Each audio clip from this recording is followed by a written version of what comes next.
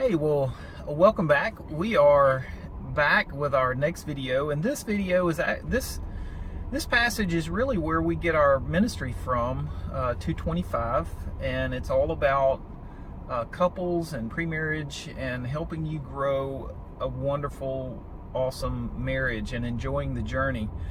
The passage is Genesis 2:25, and it's simply, and they were both naked, the man and his wife, and we're not ashamed. And the reason we're in a vehicle is a lot of times when you're giving someone a ride or you're getting ready to go somewhere, they open the door and you look around and it's like, I really don't keep my vehicle this messy because you're just a little embarrassed. Or when people are coming over to your house, how often do we do that? Just, hey, let's take 30 seconds and clean up. Absolutely, yeah. Even if it's impromptu, you run around and pick a couple of things up. Yeah, because although we shouldn't be embarrassed, because this is where we live, this is what we do, and we need things ready to grab at a moment's notice.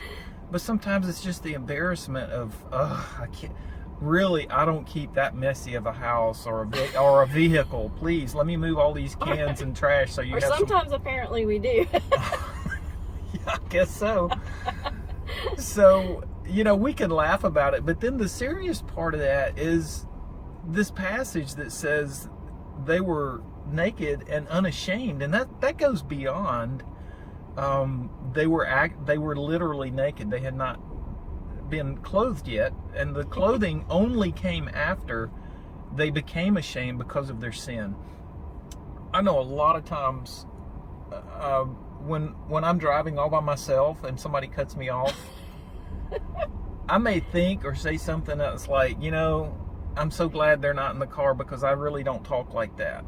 Or the things that you think and you want to say, but just like, oh, man, if I said that, nobody would ever believe. I don't talk like that. I don't think like that. I don't do those things. And imagine as a couple that is about to be married, if you could read their thoughts, if we could read each other's thoughts, you think we would ever be embarrassed? Of course. Yes.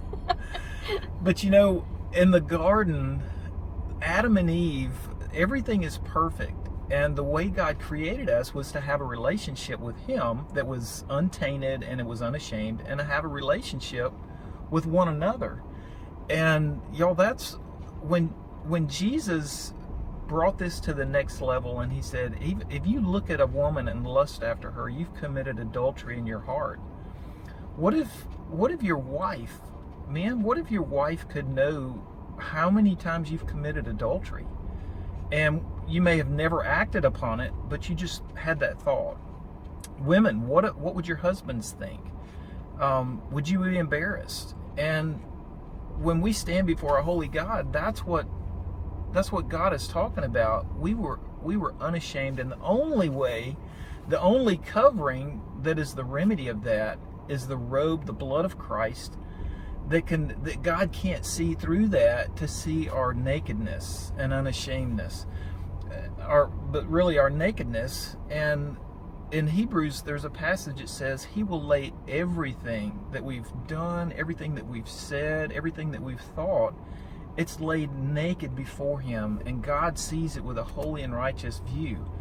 And we would be embarrassed terribly.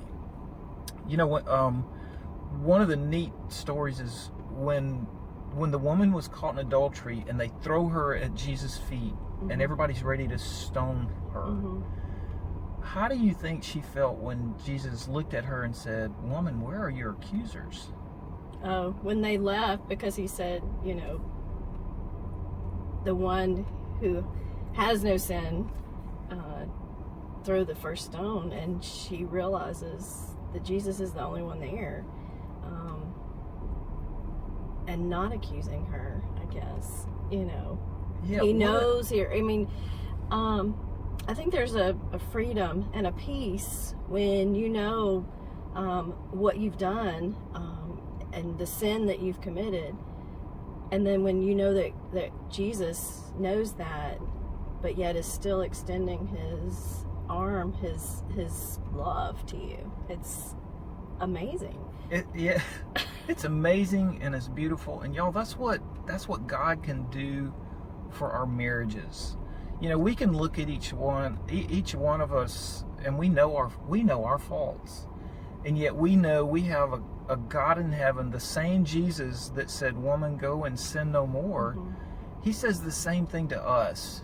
Randall, go and don't think like that anymore, and don't say things like that. Don't do those things. And he says that to all of us.